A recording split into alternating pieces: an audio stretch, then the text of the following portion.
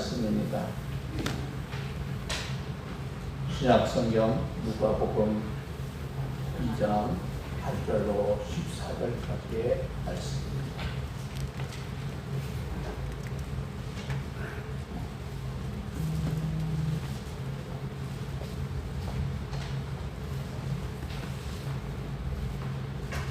살아계신 하나님의 말씀을 경청하십시오. 그 지역의 목자들이 밤에 밖에서 자기 양떼를 지키더니 주의 사자가 곁에 있어도 주의 영광이 그들을 두루 비침에 크게 무서워하는지라. 천사가 이르되 무서워하지 말라.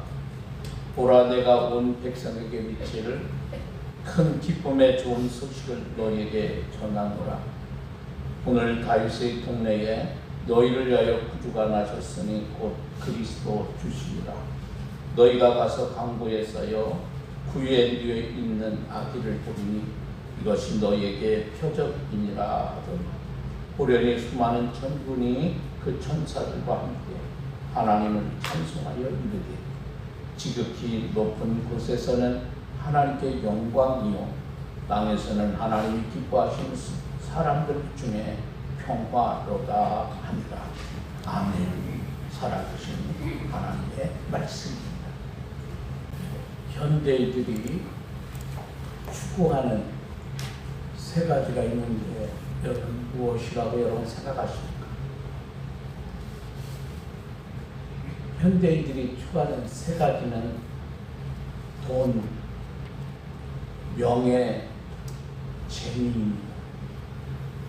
이 세 가지 중 재미는 오늘 이 시대 사람들의 가장 중요한 관심사이기도 합니다.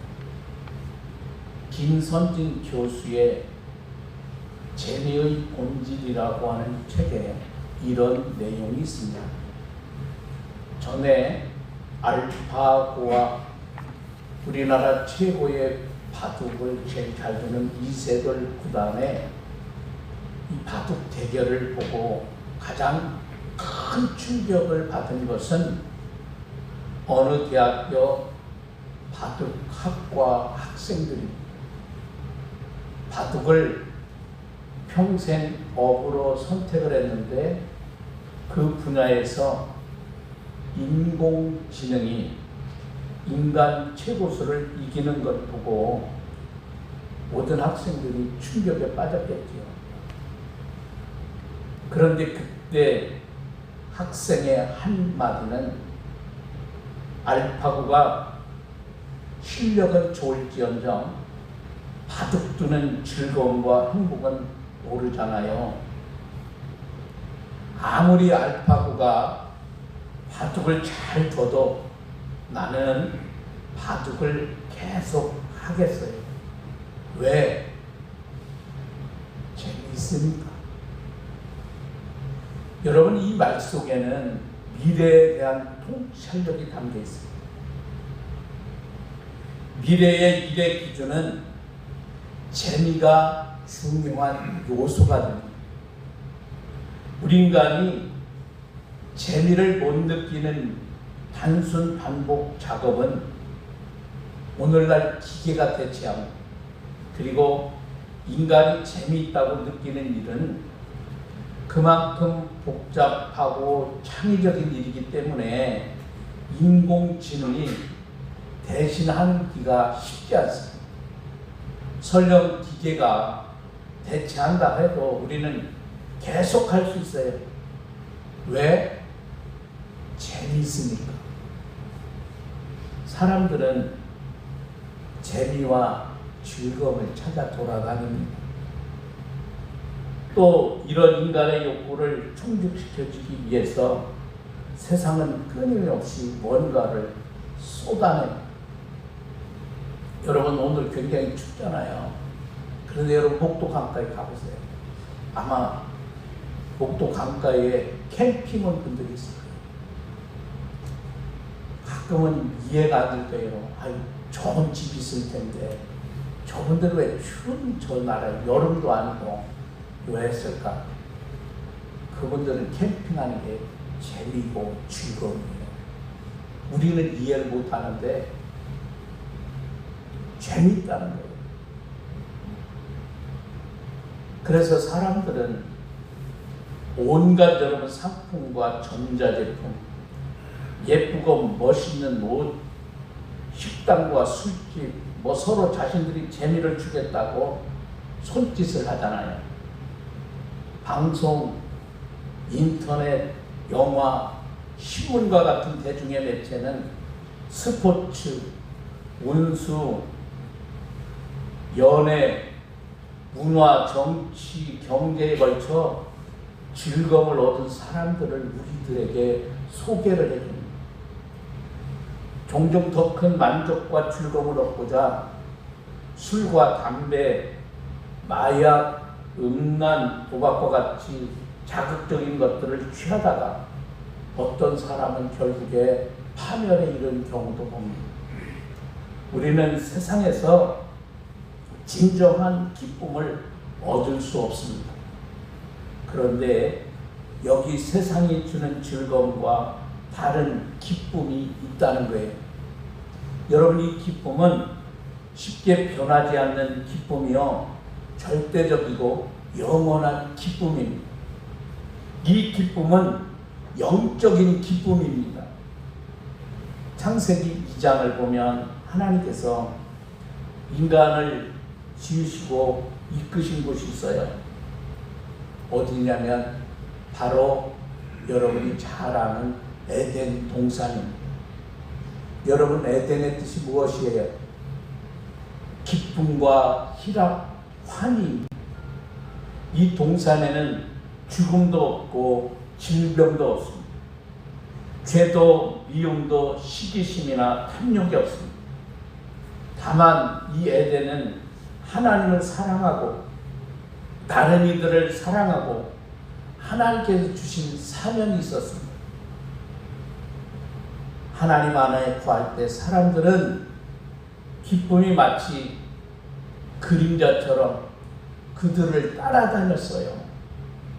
그러나 사탄이 인간에게 죄를 심는데 성공하였을 때 이 죄는 하나님과 사람의 관계를 파괴했습니다. 죄는 그들을 에덴 동산에서 쫓아냈으며 기쁨 대신에 슬픔, 공포, 근심의 그림자를 주었어요. 기쁨을 잃은 인간은 썩어지고 없어질 것들을 추구하다가 결국에 흙으로 돌아가는 허무한 존재가 되고 말았습니다. 첫 번째 죽음 이후에 두 번째 죽음, 즉 영원히 꺼지지 않는 고통 속에서 영원한 형벌을 받게 되었습니다. 여러분, 이것이 우리가 부인해도 부인할 수 없는 비참한 인간의 실존입니다. 하나님께서 이러한 인간의 실존을 보시고 하나님은 불쌍히 여기셨어요. 그래서 오직 한 길, 인간에게 기쁨을 회복할 수 있는 길을 하나님이 우리들에게 열어주셨습니다. 바로 예수 그리스도이십니다. 아기 예수님이 탄생한 그 밤에 목자들이 자기 양떼를 지키고 있습니다. 한 천사가 그들에게 나타났고 하나님의 영광이 그들을 두루 비추었습니다. 그들은 크게 무서워했습니다. 이때 그 천사가 성탄의 메시지를 그들에게 전해줍니다. 자, 오늘 성경 10절에서 12절 하나님의 말씀입니다. 천사가 이르되 무서워하지 말라. 보라, 내가 온 백성에게 미칠 큰 기쁨의 좋은 소식을 너희에게 전하노라. 오늘 다윗의 동네에 너희를 위하여 구주가 나셨으니 곧 그리스도 주시니라. 너희가 가서 강구에 쌓여 구유에 누워있는 아기를 보리니 이것이 너희에게 표적이니라 하더니. 아멘. 아멘. 아멘. 이 세상이 주는 즐거움은 일시적이고 상대적입니다. 더구나 세상에는 전쟁, 폭탄, 테러, 지진, 해일, 살인, 강간, 사기, 실직, 자살 등 나쁜 소식들로 넘쳐납니다. 2021년도에도 이런 소식들이 많았는데 해가 가면 갈수록 이런 소식들이 더해가고 있어요. 그런데 여러분, 천사는 말합니다. 보라, 내가 좋은 소식을 가져왔는데 그 뉴스는 큰 기쁨을 주는 뉴스다. 유대인에게만 아니라 로마인에게, 이방인에게도 기쁨을 주고, 가난한 사람, 부자, 병든 사람, 건강한 사람, 젊은 사람, 나이가 든 사람, 모든 사람들에게 큰 기쁨을 주는 뉴스다.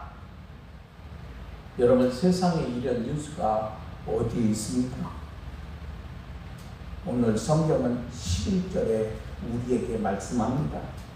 오늘 다윗의 동네에 너희를 위하여 구주가 나셨으니 곧 그리스도 주시니라. 그 뉴스는 너희를 위하여 구주가 나셨다고 하는 이 소식입니다. 우리 인간은요, 누구나 구원이 필요합니다. 사람이 불행한 것은요, 돈이 없어서가 아니고 즐길 거리가 없어서도 아닙니다. 여러분, 사람이 불행한 것은 근본적으로 죄 때문에 로마서 3장 23절에 성경은 우리에게 이렇게 말씀합니다. 모든 사람이 죄를 범하였음에 하나님의 영광에 이르지 못하더니 6장 23절에는 또 이렇게 말씀합니다. 죄의 싹은 사망이요. 여러분, 히브리서 9장 27절에 성경은 말씀합니다. 한 번 죽는 것은 사람에게 정해진 것이요 그 후에는 심판이 있으리. 모든 사람이 죄를 범했습니다. 죄의 결과로 사람은 죽어야 합니다. 그런데 여러분, 죽는 것으로 끝나지 않아요. 죽은 후에는 하나님의 심판을 받고 불과 유황으로 타는 지옥에 떨어집니다. 여러분, 한번 상상해 보세요. 사람이 여러분 뭐 하다가, 우리가 주부들이 요리하다가 기름이 톡 튀어가지고 여기 한 번만 탁 여러분 떨어져도 얼마나 여러분 고통스러워요. 사람이 여러분 3도 화상만 입어도 그 고통을 우리가 말로 다 할 수 없어요. 그러나 여러분, 지옥불은요 영원히 꺼지지 않습니다. 구주란 건져내는 자라, 그런 뜻이에요.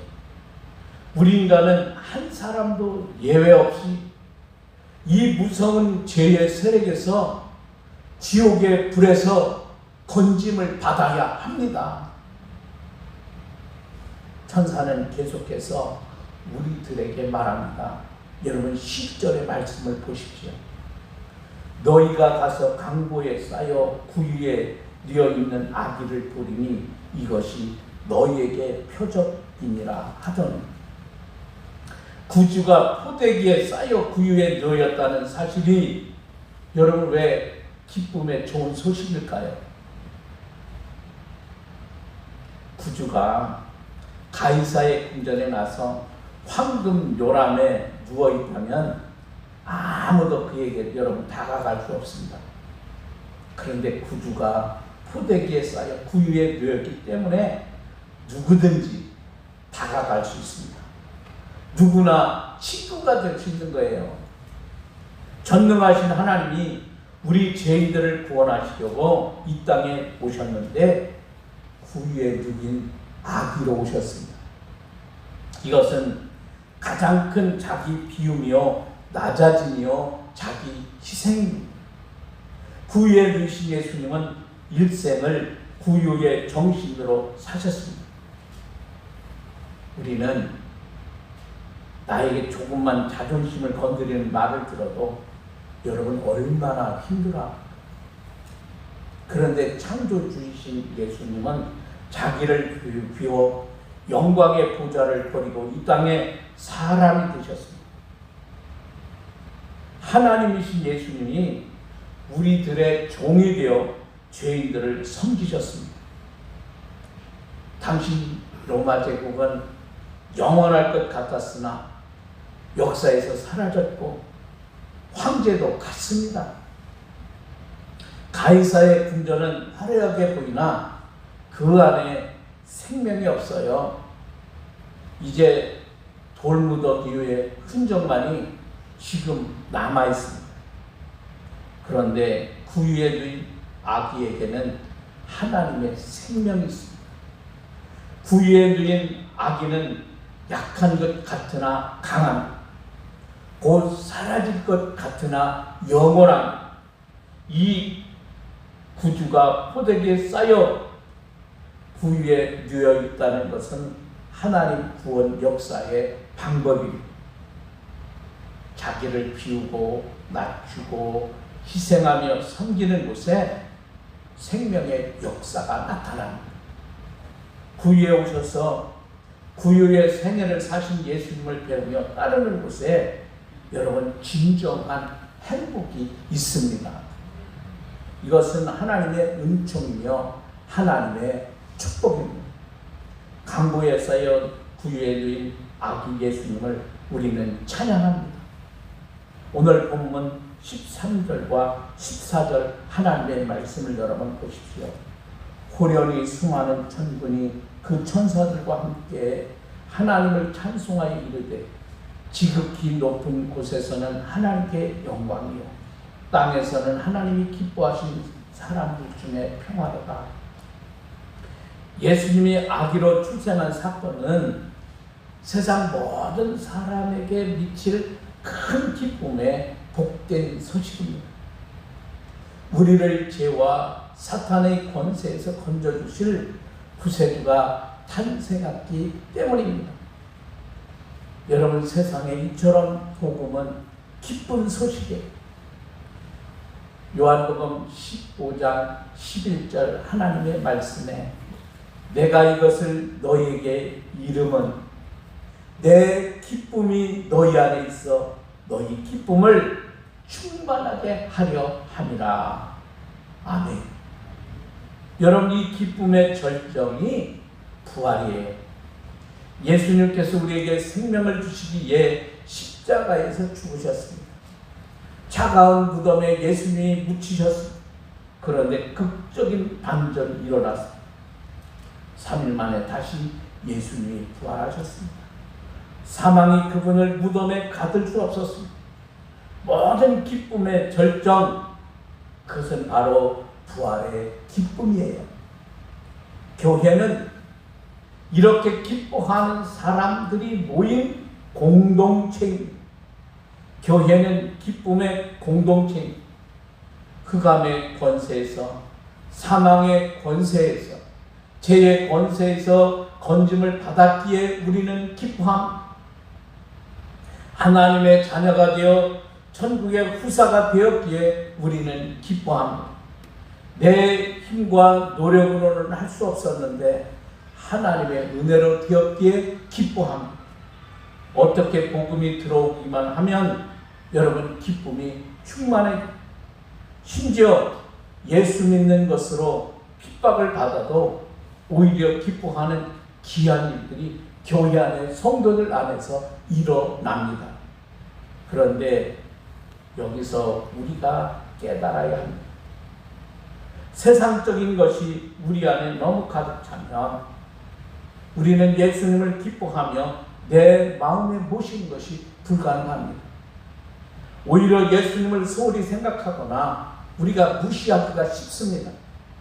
그러므로 우리는 성공하셨다 할지라도 스스로 여러분 낮아지십시오. 설령 유명한 사람이라 할지라도 그것은 하나님 앞에는 아무것도 아니라고 하는 사실을 여러분이 인정하십시오.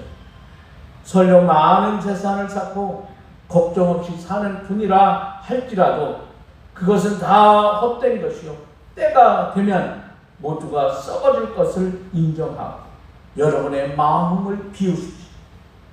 그리고 낮아지십시오. 그리고 가난해지십시오. 그러면 말구에 누이신 예수님이 하나님으로 보일 것입니다. 그분이 나를 구원하기 위해 세상에 오셨다는 사실 앞에 우리는 감격하는 사람이 됩니다. 기뻐하는 사람이 됩니다. 경배하는 사람이 됩니다. 찬송하는 사람이 됩니다. 우리 모두는 다 그런 사람이 되어야 합니다. 그렇지 않으면 여러분이 크리스마스를 100번을 보내도 사람이 되신 예수님을 절대로 알아보지 못하고 그분을 우리는 기뻐할 수가 없습니다. 그리고 한 걸음 더 나아가 예수님의 오심을 기뻐할 수 있는 사람들이 우리 교회보다 교회 밖에 더 많이 있다는 사실을 우리는 기억해야 합니다. 왜 그렇습니까? 인생의 그늘진 곳에서 오늘도 눈물을 흘리며 밤을 지새는 사람들이 너무너무 세상에 많기 때문입니다. 여러분, 세상을 보십시오. 짓밟힌 사람, 피지도 못하고 꺾인 사람, 가난한 사람들, 병든 사람들, 상처받은 사람들, 상실한 사람들, 우리 세상 구석구석에 너무나 많이 있습니다. 이 사람들이야말로 예수님을 절실히 필요로 한 사람들이고 또 예수님은 이들을 위해 찾아오셨습니다.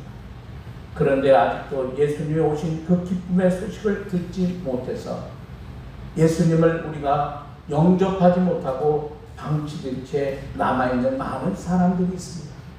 우리는 그들에게 관심을 가지고 우리가 돌보아야 합니다. 우리는 이 기쁜 소식을 전해야 합니다. 그들에게 필요한 예수님을 전해야 합니다. 그럴 때 그들 또한 예수 탄생을 인하여 하나님께 영광을 돌리는 놀라운 사람이 됩니다.